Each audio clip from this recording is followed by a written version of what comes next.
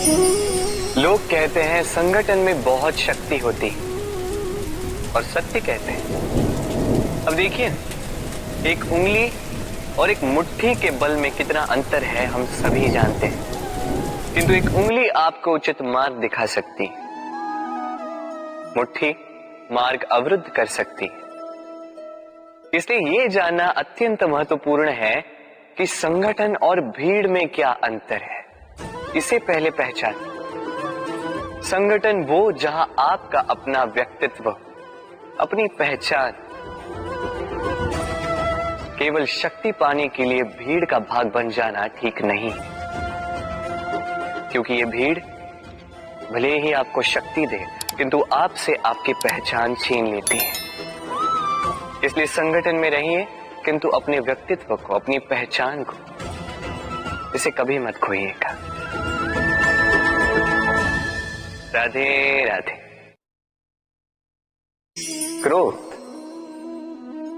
क्रोध क्या है कौन नहीं जानता। हर आयु, हर वर्ग, हर श्रेणी के व्यक्ति को क्रोध का अनुभव हो चुका है। बल्कि किसी किसी का तो परिचय ही इसी प्रकार दिया जाता है कि व्यक्ति अत्यंत क्रोधी है, इससे तनिक बच के ही रहना। अब क्रोध क्या है हम सभी जानते हैं, किंतु ये क्रोध कर क्या सकता है ये बहुत कम लोग जानते हैं। क्रोध कुछ इस प्रकार है, किसी जलते हुए अंगारे को पकड़ना और किसी और की ओर फेंकना। अब इसके पीछे आपकी मंशा होती है सामने वाले को जलाने की, किंतु उससे पहले तो आपके स्वयं के हाथ जल जाते हैं। तो स्मरण रखिएगा, जब भी आप किसी और पर क्रोध करते हैं, सर्वप्रथम वो आपके विनाश का कारण बनता है। मैं कहता हूं, जब इस संसार में करने के लिए प्रेम है तो क्रोध करना ही क्यों। प्रेम कीजिए, यही प्रेम सब में बांटिए और इसी प्रेम के साथ कहेंगे राधे राधे। भय, ये भय सदैव मनुष्य के साथ ही रहता है। कुछ खो देने का भय, जो पा लिया उसे खो देने का भय। अब जिसके हम निकट हैं उसके दूर चले जाने का भय, जो हमारा है हमसे छिन जाने का भय। अब मनुष्य सारा जीवन व्यतीत कर देता है इस भय की छाया में। किंतु क्या कभी आपने ये सोचा है कि ये भय हमें क्यों लगता है? ये भय हमें इसलिए लगता है क्योंकि हम उस व्यक्ति, उस भाव, उस वस्तु को स्वयं से समेट कर रखते हैं। हम स्वयं उसे इतनी शक्ति दे देते हैं कि वो जब चाहे तब हमें छोड़कर जा सकता है, हमें कष्ट पहुंचा सकता है। किंतु यदि हम उस भाव, उस व्यक्ति, उस वस्तु से निर्लिप्त रहें, उसके आकर्षण से हम मुक्त हो जाएं, तो ना ही वो हमें छोड़कर जा सकता है, ना ही हमें कष्ट पहुंचा सकता है। इसलिए स्वतंत्र रहिएगा और सबको स्वतंत्र रखिएगा, प्रेम को भी। राधे राधे। अस्तो मां सद्गमय, तमसो मां ज्योतिर्गमय, मृत्युर्मां मृतम गमय। कभी आपने सोचा है, काला रंग ना होता तो क्या श्वेत रंग आपको भाता? रात्रि का अंधकार ना होता तो सूर्य प्रकाश का अर्थ हमें समझ आता? ये थकान ना होती तो क्या विश्राम का अर्थ हम समझ पाते? ये भूख ना होती तो क्या इन स्वादिष्ट व्यंजनों का अर्थ हम समझ पाते? क्या इन सब का आनंद हम ले पाते? स्मरण रखिएगा, इस संसार में कोई भी भाव या वस्तु बुरी नहीं है। यदि आप मानते हैं कि बुरी है तो किसी कारण से ये बुराई आवश्यक है, अन्यथा ईश्वर इसे हमारे संसार में रखते ही। इस बुराई का उद्देश्य है हमें अच्छाई का आभास करवाना, ताकि हम अच्छाई में अपना लक्ष्य साध सकें। इसलिए बुरों से कभी घृणा मत कीजिएगा। ये तो केवल भलाई की आवश्यकता के जनक है, उन्हें भले में परिवर्तित कीजिए। असत्य से सत्य की ओर ले जाए, अंधकार से प्रकाश की ओर ले जाए, मृत्यु से अमरत्व की ओर ले जाइए, किंतु प्रेम के पथ से। राधे राधे। अक्सर हमारे पास एक बहाना होता है, एक खींच होती है कि संसार में हम करें तो क्या करें, जो हम करना चाहते हैं वो पहले ही कोई कर चुका है, हमारे पास तो कुछ करने के लिए ही नहीं है। यदि आपको उदाहरण दूं तो इन पूजा की थालियों को देखिए, पहले से ही सब कुछ सज्ज करके रख दिया गया है। अब ऐसे में हम सोचते हैं कि करना क्या शेष है, सब कुछ तो पहले ही हो चुका है। अब यहाँ पे समस्या कर्तव्य में नहीं है, यहाँ समस्या हमारी सोच में है। हम ये सोचने में समय व्यतीत करते हैं कि क्या हो चुका है।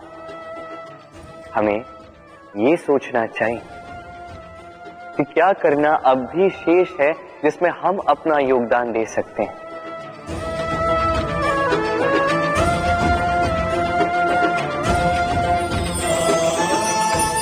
समझे? संसार में ऐसा कोई कार्य नहीं जो पूरा हो। आप सदैव उसे आगे बढ़ाने के लिए प्रयास कर सकते हैं, आप उस कार्य को और श्रेष्ठ बना सकते हैं। बस आवश्यकता है तो सकारात्मकता की। राधे राधे।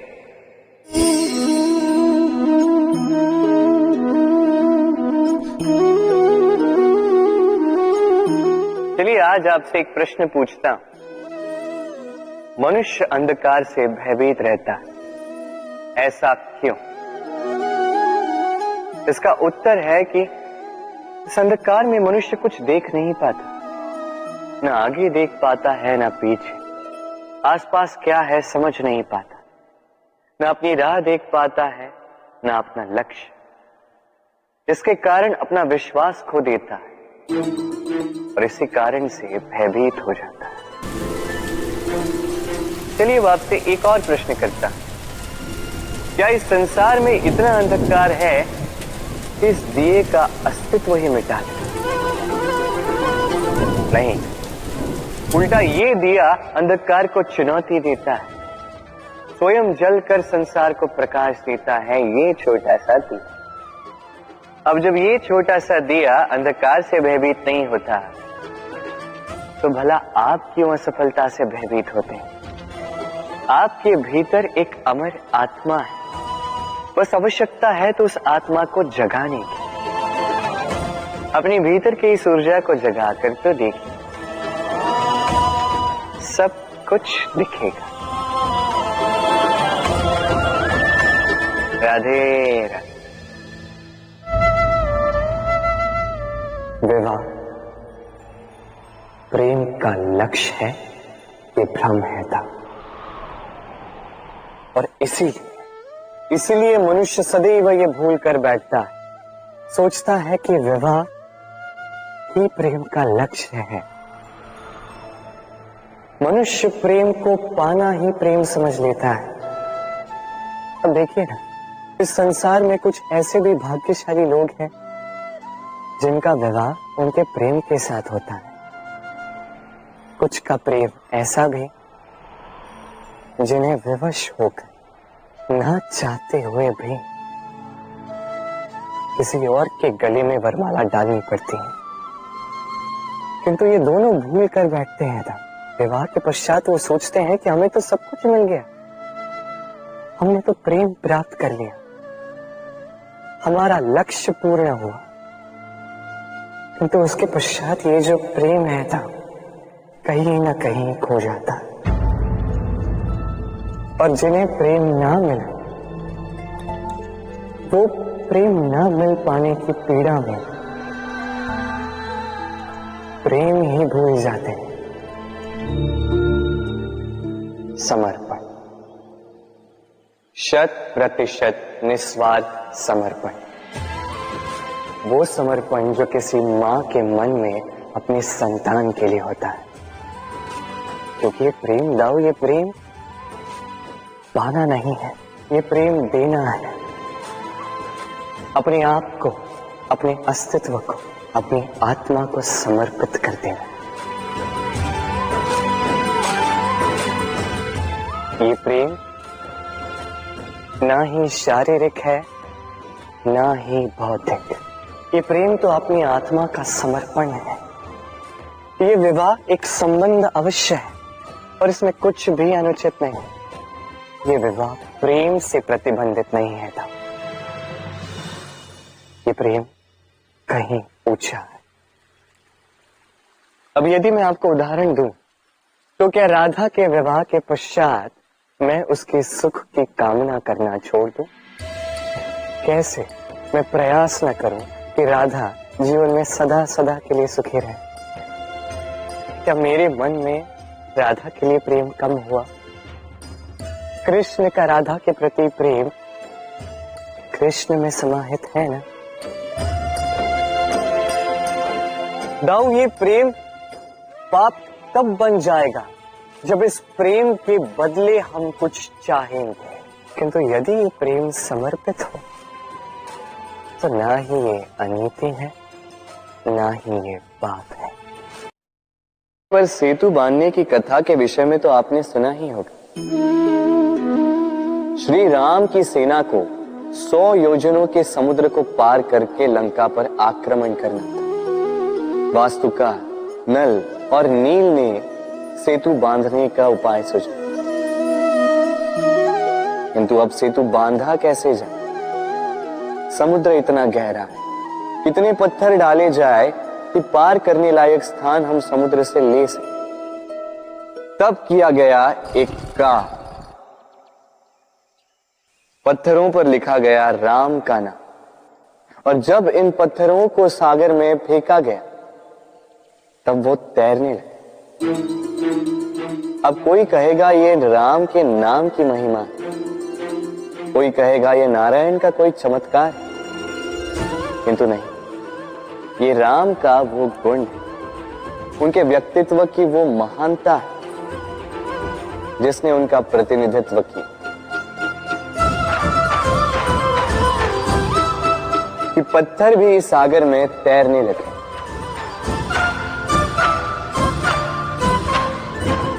उसी प्रकार जहां हम नहीं होते वहां हमारे गुण हमारा प्रतिनिधित्व करते हैं। हमारे नाम की शक्ति हम स्वयं बनाते हैं अपने कर्मों से, अपने गुणों से। अब चयन आपका है। आपके नाम के सहारे कोई विपदा से बाहर निकल आता है या आपके अपयश के दुष्कर्मों से कोई डूब जाता है। अच्छे से चयन कीजिए। राधे राधे। कभी किसी पंछी को देखा है? जब उसे अंडे देने होते हैं तो वो सर्वप्रथम एक स्थान खोजता है, एक स्थान जो वर्षा, धूप, शत्रुओं से सुरक्षित हो। फिर वो अपना घोंसला बनाता है, फिर अंडे देता है, और फिर जब उन अंडों से नन्ही संतानें निकल आती हैं तो उन्हें भोजन देता है, उनकी सुरक्षा करता है। परंतु जब उनके पंख निकल आए तो ना उन्हें भोजन देती है, ना ही उन्हें घोंसला बनाना सिखाती। उड़ने की कला सिखाती है बस। फिर वो नन्ही संतानें उड़ने की कला सीखकर स्वयं अपना भोजन लाना सीख जाती है, स्वयं घोंसला बनाना सीख जाती है। और हम मनुष्य क्या करते हैं? संतान के बड़े होने के पश्चात भी उनकी चिंता में सूखते हैं, प्रयास करते हैं कि उनके लिए घर बना सके, अपनी संतान को और भी शक्तिशाली बनाने के स्थान पर पंगु कर जाते हैं। जीवन में वही कीजिए जो एक पंछी करता है। अपनी संतान को उड़ने की कला सिखाई, संस्कार दीजिए और एक समय के पश्चात उसे स्वयं अपना आकाश चुनने को मुक्त कर दीजिए। राधे राधे। अब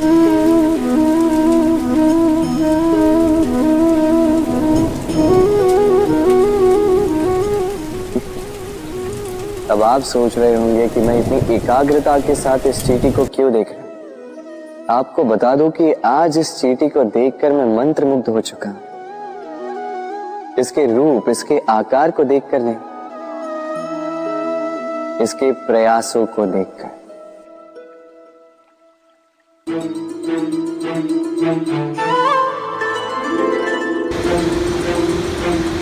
आप जानते हैं, अनगिनत प्रयासों के पश्चात चींटी अपना एक छोटा सा घर बना पाती है, जो अन्य जंतुओं के लिए सरल सी बात है।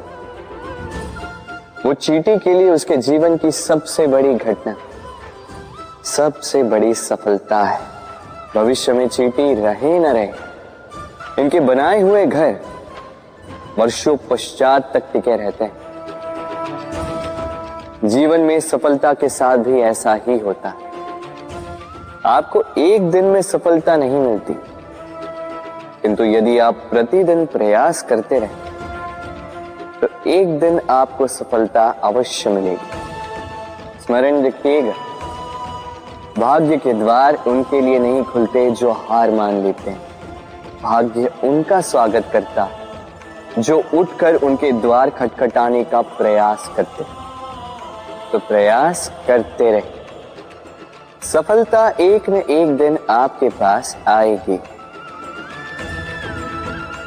राधे राधे। क्या प्रेम में विवाह करना अनिवार्य है? तुम्हें क्या लगता है? बात बुराई की नहीं है राधा, बात है बंधन और जुड़ाव की। राधा, विवाह एक ऐसा पवित्र बंधन है जो दो लोगों को एक जीवन के लिए बांध के रखता है। किंतु प्रेम एक ऐसी भावना है राधा, जो दो प्रेमियों को अनंत काल तक जोड़कर रखती है। विवाह में कोई बुराई नहीं है राधा, किंतु क्या इसे प्रेम के अनंत बंधन का अंग बनाना उचित होगा? जो प्रेम अलौकिक है राधा, उसे सांसारिक बंधन में क्यों बांधना? हमें देखो, इस क्षण को देखो, अभी भी हम साथ में ही है ना।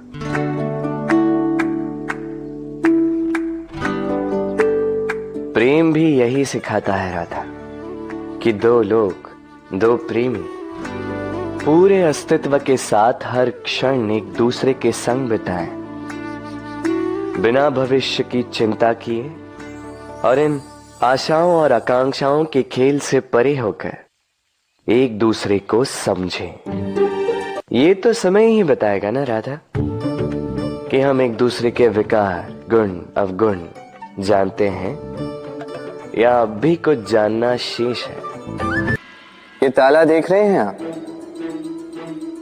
ये ताला प्रहार से भी खोला जा सकता है, प्यार से भी खोला जा सकता है। अर्थात इस ताले को आप इस चाबी से भी खोल सकते हैं,